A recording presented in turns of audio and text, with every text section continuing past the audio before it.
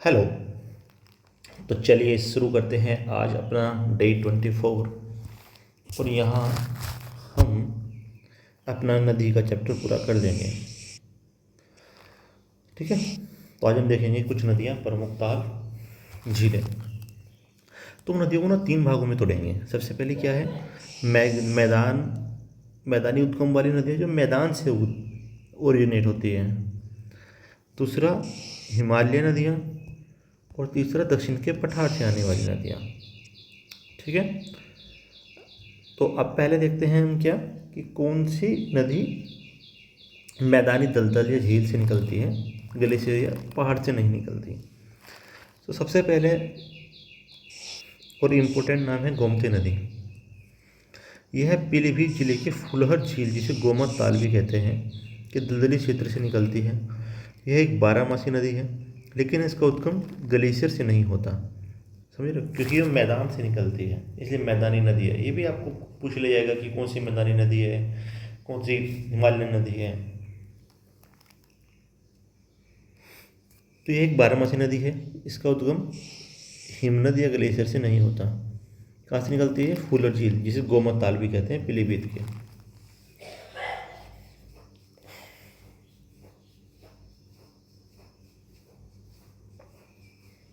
आगे देखते हैं, इसकी सबसे प्रमुख सहायक नदी है सई नदी, जो कि हरदोई की भिजवान झील से निकलती है।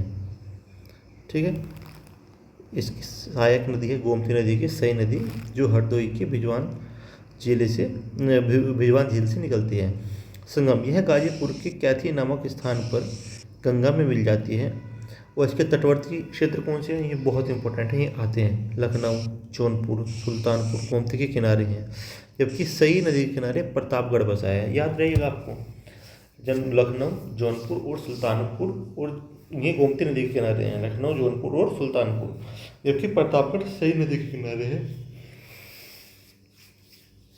और सई नदी किसका है, किसकी सहायक नदी है? गोमती नदी की सहायक नदी है। आगे देखते हैं, वरुणा नदी। यह प्रयागराज के फूलपुर मैदान ताल से निकलती है। प्रयागराज के मैदानी ताल से निकलती है, मतलब फूलपुर, प्रयागराज में फूलपुर जगह है, वहाँ से। यह नदी वाराणसी में गंगा से मिलती है। वाराणसी का नाम इन्हीं दो नदियों, मतलब वरुण और असी के बीच में बसी होने के कारण पड़ा है। मतलब यहाँ से मान लो वरुण नदी जा रही है और यहाँ से असी नदी जा रही है। यहाँ बीच में क्या है, जो लैंड है उसको बोलते हैं वाराणसी, वरुण और असी।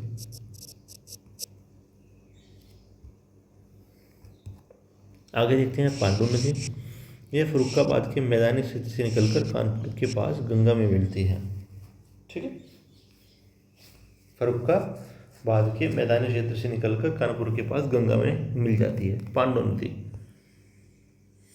तो ये आपको याद रहेगा ना, वरुणा नदी फूलपुर के मैदानी ताल से निकलती है, पांडु फर्रुखाबाद के मैदानी ताल से निकलती है, गोमती जो है पीलीभीत की फुलर झील से निकलती है।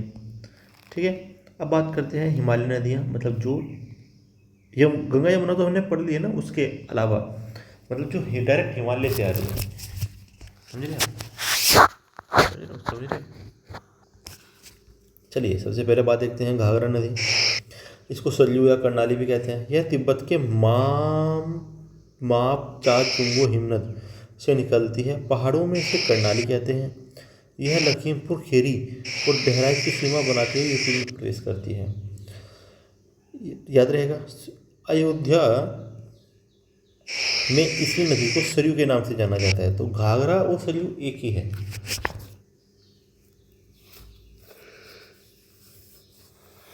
ठीक है, और ये छपरा के पास गंगा में मिल जाती है। इसकी प्रमुख सहायक नदियाँ राप्ती और शारदा है। याद रहेगा, घाघरा की जो सहायक नदी है वो क्या है? राप्ती और शारदा है। ये मापचा चुंगो हिमनद से निकलती है, लखीमपुर खेरी और बहराइच की सीमा से प्रवेश करती है यूपी में, और छपरा में, मतलब बिहार के पास गंगा में मिल जाती है। आगे देखते हैं राप्ती नदी। देखो अभी हमने पढ़ा ना कि घाघरा नदी की जो सहायक नदी है कि कौन कौन सी हैं? राप्ती और शारदा। तो यहाँ से सबसे पहले हम पढ़ेंगे किसके बारे में? राप्ती के बारे में।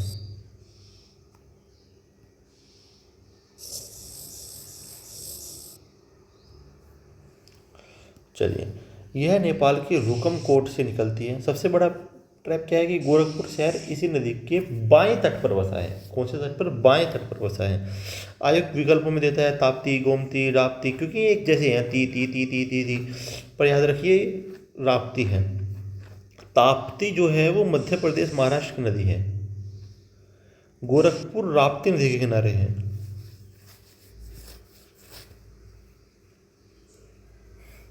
ठीक है,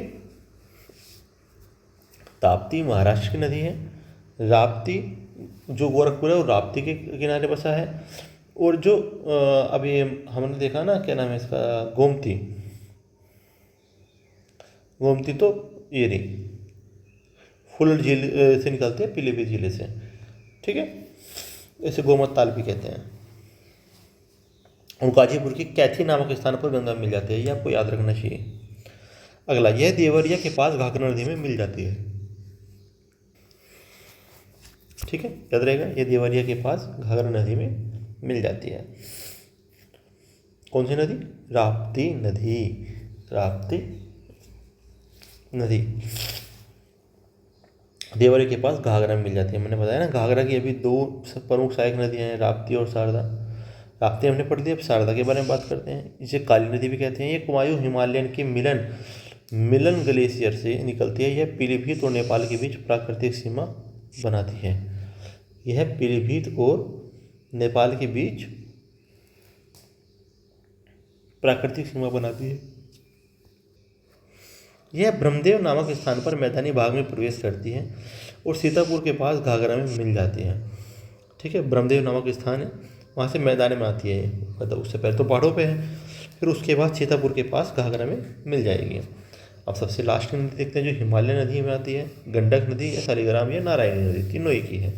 यह नदी उत्तर प्रदेश, महाराजगंज, कुशीनगर तथा बिहार के बीच की सीमा का निर्धारण करती है। याद रहेगा। आगे हम पढ़ते हैं दक्षिण के पठार से आने वाली नदियाँ, जैसे सोन नदी, इसका संस्कृत नाम है सुवर्ण नदी। बेतवा, जिसे वेत्रवती भी कहते हैं। केन नदी, जिसे कर्णावती भी कहते हैं। अब सोन नदी के बारे में पढ़ते हैं। यह अमरकंटक से, मतलब देखो ये नदियाँ नीचे, मतलब दक्षिण के पठार से निकलती हैं, समझ रहे हैं, ये ऊपर मेरे हिमालय से नहीं आती। आप समझ रहे हैं, मैं आपको एक खंदा हल्का सा दूँ। देखो, मान लो ये यूपी है, हमने कहा कि ये हिमालय से आ रही है, ऊपर हिमालय है नदियाँ। कुछ नदियाँ मैदान से आ रही हैं। अब कुछ नदियाँ दक्षिण के पठार से आ रही हैं। ठीक, तो इसमें हमने पढ़ा सोन नदी, जिसे सुवर्ण नदी भी कहते हैं। केन नदी, ठीक है, और यो बेतवा नदी, याद रहेगा। तो यह अमरकंटक से निकलती है, मतलब एमपी से, और यूपी के केवल सोनभद्र जिले से होकर बहती है सोन नदी।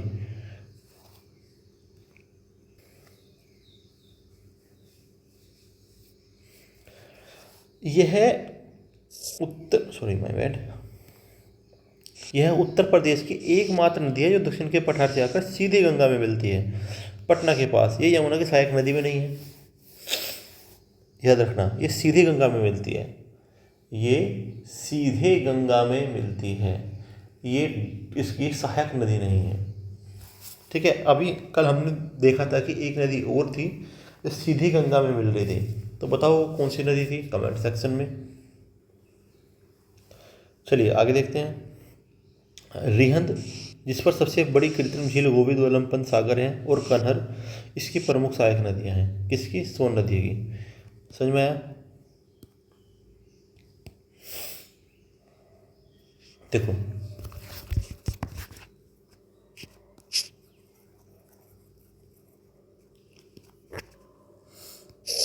जो सोन नदी है वो डायरेक्ट गंगा में मिलती है, सीधी गंगा में। ये यमुना की सहायक नदी है, हमें लगता है कि सहायक नदी है पर नहीं, ये सोनभद्र जिले से प्रवेश करती है। ठीक है, और ये गंगा मिलती है पटना के पास। ठीक ऐसी ही एक नदी और थी जो हमने कल पढ़ी थी, उसका नाम था टोंस नदी। ये भी सीधे गंगा में जाके मिल जाती है। ये भी किसी की सहायक नदी नहीं है। हमें लगता है कि ये यमुना की सहायक नदी होगी, पर नहीं, सीधे गंगा में मिलती है। हमने कल पढ़ा था इसके बारे में। चलिए, इसकी सहायक नदी क्या है? सोन नदी की सहायक नदी है रिहंद नदी, जिस पर रिहंद बांध भी है, और कन्हर, इसकी सहायक नदियाँ हैं। अब इसी रिहंद पर एक सबसे बड़ी कृत्रिम झील है, मतलब आदमी द्वारा बनवाई गई है, जिसे गोविंद वल्लभ पंत सागर भी कहते हैं। गोविंद वल्लभ पंत सागर भी कहते हैं। अगला है बेतवा नदी। यह ललितपुर जिले की यूपी में प्रवेश करती है। यूपी की सबसे महत्वपूर्ण परियोजनाएं इसी पर हैं, जिसे वेतवती भी कहते हैं बेतवा नदी को, जैसे माता टीला बांध, राजघाट बांध, लक्ष्मी बांध, परीक्षा बांध, ये बांध, वो बांध, इसी नदी पर ललितपुर में स्थित है। अगर आते हैं केन नदी। यह बांदा जिले से यूपी में प्रवेश करती है। यह नदी अपने सजर पत्थर के लिए जानी जाती है। याद रहेगा। केन नदी अपने बांदा न क्या कहते हैं उसको, जिले से यूपी में प्रवेश करती है, और ये सजर पत्थर के लिए जानी जाती है। केन मतलब कर्णावती नदी। तो ये हमने लगभग सारी नदियाँ देख ली हैं। तो अब थोड़ा सा रिवीजन कर लेते हैं। पहले तो झील देखते हैं। सुरहाताल झील बलिया में है। सुरहाताल बलिया में है। गंगा द्वारा बनाई गई विशाल गोखुर, और इसका नाम अब नया नाम है जयप्रकाश नारायण पक्षी विहार। ये मैं इसके बारे में आपको कल बता चुका हूँ कि ऑक्सबो लेक किसे कहते हैं। करेला और इतोजा झील, हमें लगता है करेला मतलब केरला, नहीं रे बाबा, ये लखनऊ में है। छात्र करेला नाम सुनकर इसको पहाड़ी से जोड़ते हैं या केरला वेरला से सोचते हैं, पर नहीं, ये लखनऊ में है इतोजा झील और करेला झील। ऐसे ही रामगढ़ ताल और चिलवा ताल गोरखपुर में है। बखेड़ा खड़ा हो गया संत कबीर नगर के दोहों से, क्यों? क्योंकि लोगों को बदलना नहीं था, लोगों को अपनी गलती नहीं देखनी थी। तो ऐसा आप याद रख सकते हैं। यह अंतर्राष्ट्रीय रामसर साइट भी है। अब ये मदन सागर, ये महोबा में है। राजा का बांध सुल्तानपुर में है। राजा का बांध, रानी का बांध, परीक्षा बांध, झांसी का बांध, है ना। कीठम झील सूर सरोवर आयोग आगरा का नाम छिपाकर सूर सरोवर से सम्मिलित कराता है, इसलिए मैं कह रहा हूँ कीठम झील जिसे सूर सरोवर कहते हैं, कीठम झील को ही सूर सरोवर कहते हैं। ये आगरा में है। अब चित्तौड़ा झील, ये बहराइच में है। ये है राजा सुहेलदेव, ये नाम याद रखना है, सुहेलदेव का ऐतिहासिक युद्ध हुआ था यहाँ। कहाँ? चित्तौड़ा झील पे, ये याद रखना है। अगला है मोती झील और गौर झील, ये रामपुर में है। कानपुर में भी मोती झील है, लेकिन प्राकृतिक ताल के रूप में रामपुर पूछा जाता है। कानपुर में भी मोती झील है, पर वास्तव में अगर प्राकृतिक पूछूंगा तो रामपुर आएगा। मोती झील और गौर झील रामपुर में है।